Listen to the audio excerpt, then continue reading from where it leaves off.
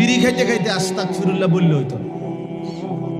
সুদের টাকা লগে রাখা আস্তাগফিরুল্লাহ আপনি ডুললে, হ্যাঁ, আর কোঁতাইলে কুমাইলে হবে না। কথা বুঝছে? সুদ দিলে হইতো না। এজন্য গুনাহ চলমান রেখে, নাফরমানি চালু রেখে তওবা করলে সেটা তওবা হয় না।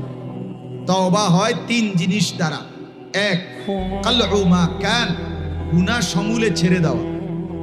দুই, আইয়াজিমা আন লা ইয়াউদা ইলাইহা আবাদান, এই কথার মজবুত সিদ্ধান্ত দেওয়া যে আমি আর গুনাহ করব না।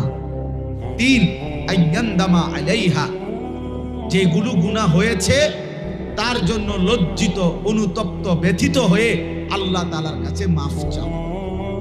আল্লাহ বলেন, আমার কোন বান্দা যখন এই তিনটা একসাথে করে, আল্লাহকে বলে যে আল্লাহ গুনাহ ছেড়ে দিলাম, আর করব না, ওয়াদা দিলাম, আমি লজ্জিত, মাফ চাইলাম, খোদার কসম আল্লাহ তাআলা তার আরশে আজিম থেকে বলে আমিও মাফ করে দিলাম।